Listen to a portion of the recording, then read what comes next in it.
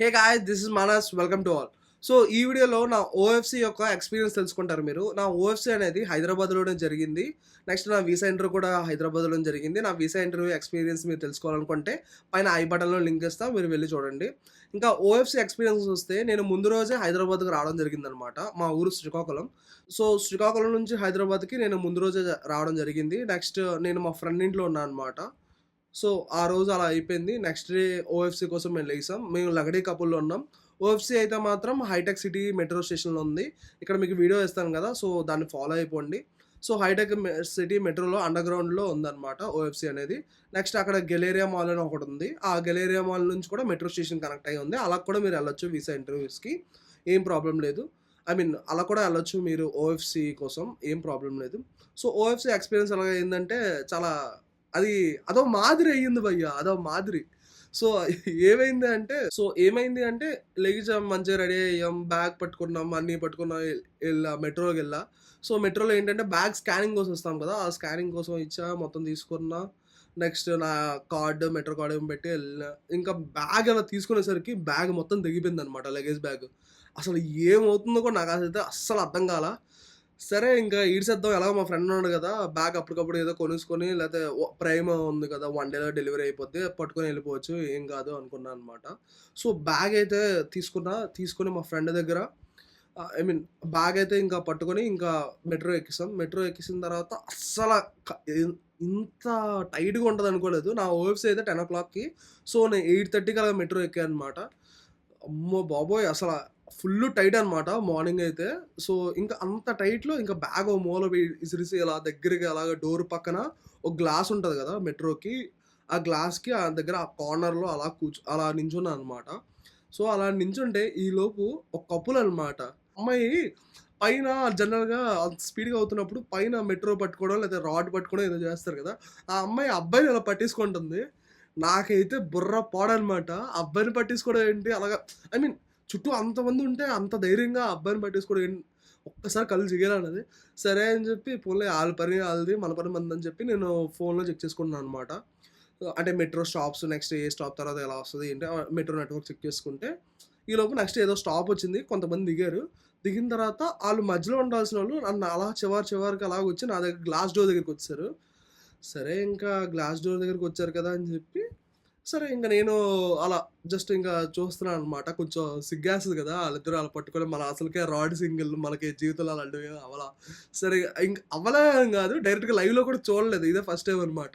So, సిగ్గేస్తుంది. So, అందుకే ఫోన్‌లో తల పెట్టేసాననమాట. సో, ఫోన్‌లో తల పెట్టేసిన తర్వాత ఆళ్ళు ఇంకా సింపుల్ చెప్పాలంటే నాకు వాళ్ళకి ఒక పెద్ద స్కేల్ మనది వుడెన్ స్కేల్ ఉంటది గదా!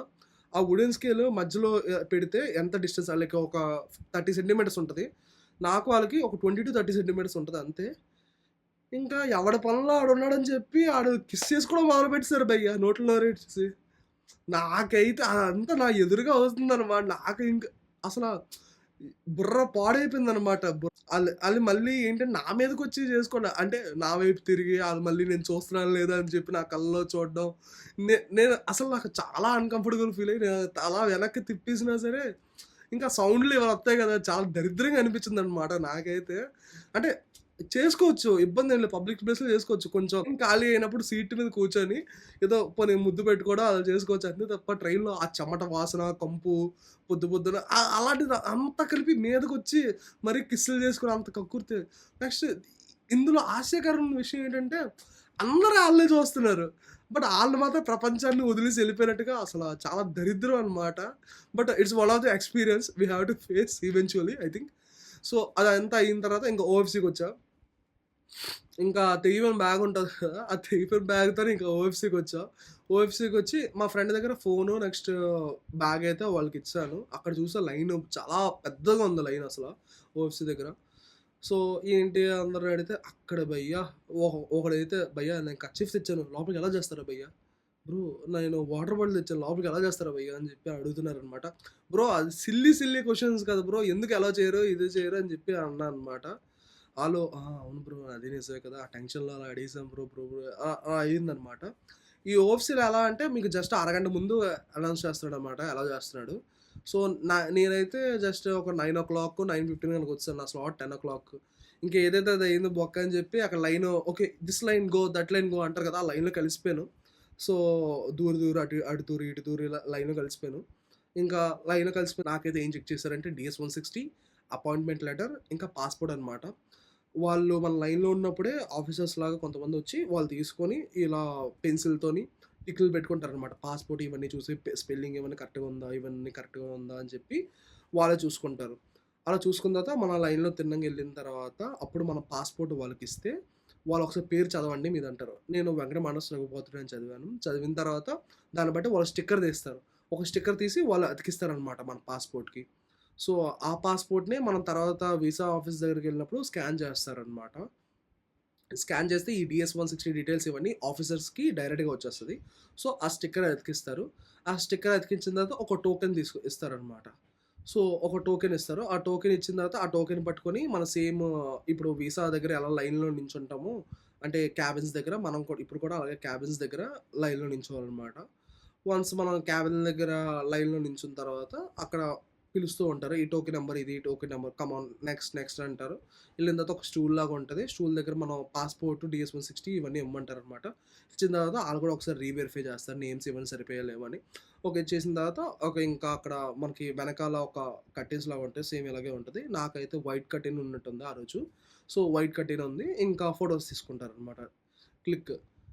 ఆ ఫోటోయే మనకి వీసాలో కూడా అదే ఫోటో వస్తది. సో, మంచి డ్రెస్ సింపుల్ చెప్పాలంటే మన పైది తప్ప ఇంకేం కనిపియదు. అయినా సరే మంచిగా డ్రెస్ అయ్యి ఎళ్ళాలి కాబట్టి తప్పదు. ఇంకా ఓఎఫ్‌సీకైతే ఆ ఫోటో తీసేస్తారు. ఇంక అయిపోయింది. ఇంకా అక్కడ ఫోటో తీసుకుంటారు. ఫోటో తీసుకున్న తర్వాత ఎగ్జిట్ అనమాట. ఎగ్జిట్ ఏరియా అని చెప్తారు. ఆ ఎగ్జిట్ ఏరియా నుంచి వచ్చిన తర్వాత ఇంకా మెట్రో డైరెక్ట్‌గా ఎక్కి ఎళ్ళిపోవడమే. లేదు అంటే ఇంకా జనరల్‌గా వేరే పనులుంటాయి కదా! చూసుకోవడమే. సో, ఇది గైస్ ఓఎఫ్‌సీ ఎక్స్‌పీరియన్స్ అయితే. నన్నడిగితే ఓఎఫ్‌సీకైతే మీరు ఒక 1 అవర్ ముందెళ్ళిపోండి. లైన్‌లో దూరిపోండి ఏం గాదు. మీకు సినిమా టికెట్లకైనా ఒకవేళ తీసుకొని ఐ మీన్ ఎళ్లి కొంచెం తెచ్చుకోవడం అలవాటుంది అంటే, మంచిగా లైన్‌లో దూరిపోవడం అయితే మీకొచ్చేస్తది. హాస్టల్‌లో ఉంటే ఇంకా బా వస్తది అనమాట. ఏం కాదు. లైన్‌లో వెళ్లి ఎళ్ళొచ్చు. అయిపోద్ది.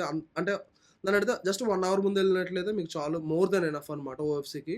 నెక్స్ట్ ఓఎఫ్‌సీకి ఏ డ్రెస్ అయినా పర్లేదు. అలాగని జెప్పి మరి టూ మచ్ అంటే పార్టీ వేర్ కాకుండా మామూలుగా అంటే మన కాలేజెస్ కానీ, లేపోతే మనం జనరల్‌గా బయటికి ఫంక్షన్స్ కానీ ఏసుకొని వెళ్తాం కదా! అలా డ్రెస్ చాలు.